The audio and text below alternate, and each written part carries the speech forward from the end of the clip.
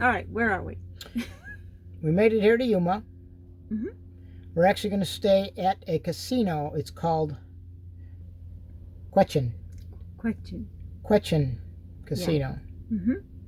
So we're going to stay here for 3 days. It's 3 days. You stay for $25. You can stay in their parking lot. Yeah, it's dry camping. Yeah. We should be good.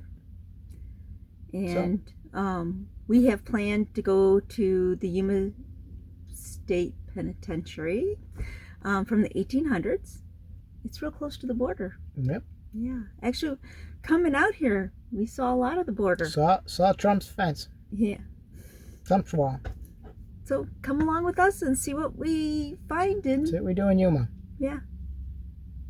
And it's about 3:10 right now. Just kidding. I hope you get that. Just an itty bitty ditty about a couple on the road, driving in Harvey, pulling a toad. No place special to roam, not looking for a home. Won't you come along with us? We are RPlaceTravels. We're on our way to the Yuma Territorial Penitentiary. It's an old prison that is now an historical site. Mm-hmm. So we're going to go there and I think find out stuff about the 1800s and how they Incarcerated people. Yeah. So come along with us. See you over there. 12 o'clock and time for a tour, huh? What do we call this tour? The 12 o'clock tour. Okay, so in a few minutes we're going to step back into the 19th century when we go through this door. Okay, now Arizona in the 19th century. Pretty wild, pretty wide open. We had a lot of gold mines and we had a lot of silver mines. The railroad was not yet a presence here.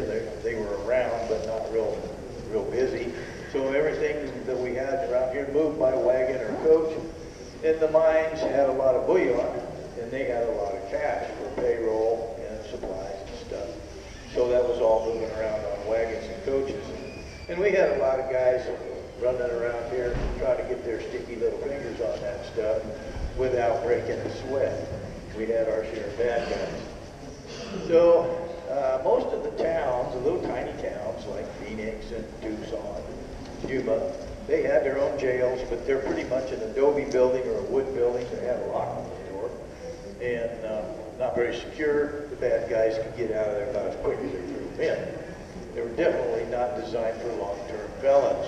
So in 1868, our territorial legislators said, we need a territorial penitentiary. So they sat down in their political wisdom and drafted a bill for the creation of a territorial prison to be located in Phoenix.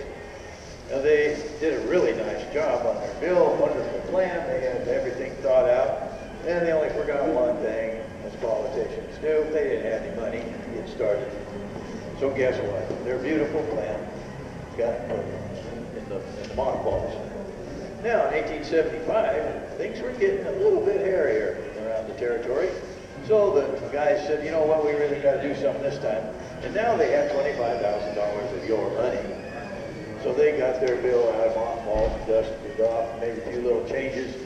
And they said, man, that was a lot of work. Let's go to lunch. Politicians, right?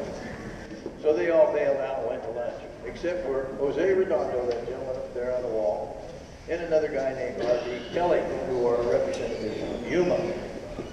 And they said, tell you what, you guys go ahead and have your lunch. We're going to reread this bill one more time. And they went down through the bill and they came to the part where it said the destination was in Phoenix. So they just scratched it out and wrote Yuma over the top.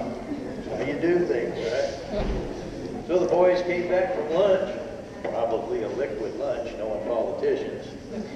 And they said, we worked so hard today, let's just sign that bill and go home, which is what they did. The governor accepted it as presented. Guess what? Penitentiary's coming to you, whether they like it or not. True story. Okay, we'll step outside. When you walk through that door, think about being a new prisoner coming into this prison And that whole yard is full of old hands, and they're looking at you, the new fresh fish. Could be pretty sobering, especially if you were 14 or 15, like some of our prisoners. Built in 1876, Arizona's first territorial prison. Often called the hellhole of the West, the prison actually was a modern facility for its time. The prison had more modern amenities than most homes in Yuma. They had electricity, forced ventilation, sanitation, including 2 bathtubs and 3 showers, a library with 2,000 books, and even a prison band. The bunks you see in there are made of iron. The original bunks were made of redwood until they discovered that the inmates had inmates. There was bed bugs in the cracks and crevices of the redwood and consequently in the cracks and crevices of the prisoners. This entrance to the prison is called a sally port. It's Spanish, meaning to go out the door. It's got 2 gates in it, and they're far enough apart to enclose a wagon when both gates are closed. This is typical of the walls that went around the whole prison. This is all the view that the prisoners had when they came out of their cells. They're 18 feet tall, 8 feet thick at the ground level, and 5 feet across the top. They had a catwalk across the top for the guards. They could watch the prisoners in the yard and also outside the yard when they were making bricks. They could also see prisoners in the wood shop, in the shoemaker's shop, in the laundry facility, in the bathhouse, in the library.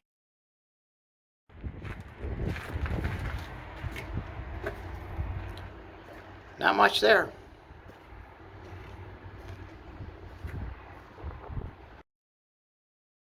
This is the floor of what was a cage. This had 4 walls on the top.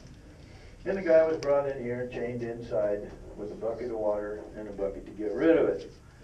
And he dined on bread and water for the duration, stripped down to his underwear, because I imagine it was a pretty constant temperature. We had 2 gals in here, Elena Estrada and Rosa Duran. They got in a little cat fight over there in their yard. And the guards brought them in here, and they chained them together for a few days, and they worked out their differences. The prison had 29 women over its 30 years, and it was never actually set up for women until 1893. In 1878, Lizzie Gallagher began serving her sentence for manslaughter, but with no provisions for female prisoners, she was kept in solitary confinement. After just 42 days, Lizzie was pardoned and released. Another woman inmate gave birth to a baby boy while serving time for accessory to murder. The baby stayed with her in prison for 2 years. When she was pardoned because of concern for the child, guards were happy to see Manuela leave as she was a troublesome inmate, but all missed the young boy. A woman's yard was constructed on the west end of the ward for recreation, but was destroyed when Southern Pacific Railroad built a new rail in 1922 that operates to this day. Back then, the Colorado and the Gia rivers both came together at the base of the prison. Today, the Gia River junction is 5 miles upstream, and the Colorado River is a mere remnant of its former self. All the water for the prison came from the river. The water was pumped up to this 85,000-gallon granite-walled tank that the inmates built. A platform was built on top of the water tank to limit evaporation. A roof was added, and it became a guard tower. As smaller towers were added to the wall, this guard stand was glassed in and heated to provide sleeping quarters for guards. After the prison closed, this tower served various functions, including a civil defense lookout during World War II.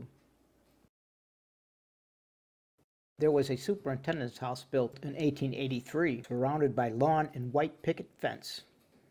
The prison superintendent was an appointed position often given as a political favor. The pay was a substantial sum for the time of $250 a month, plus the residence. The house was demolished in 1923 when the bridge was built for the new railroad. There's a big connection with this prison and Tombstone. Lots of prisoners here that came from Tombstone. One being Buckskin Frank Leslie. Leslie would be sentenced to the Yuma Territorial prison for murder. He shot his girlfriend Molly Edwards, and the man she was speaking with, killing Molly. Also, Johnny Behan, who, as you remember, was basically a rival of Wyatt Earp because they were both trying to get the same job, and Wyatt Earp took his girlfriend away from him. But he ended up being, in 1888, he would become the superintendent of the prison. The Ocean to Ocean Highway Bridge was built in 1915. It was the first highway crossing of the lower Colorado. The Southern Pacific Railroad ran its bridge right alongside this highway. Completed in 1924, this rail bridge required the demolition of half the prison. In 1939, they turned the prison into a historical park and museum, and this picture is how it was found.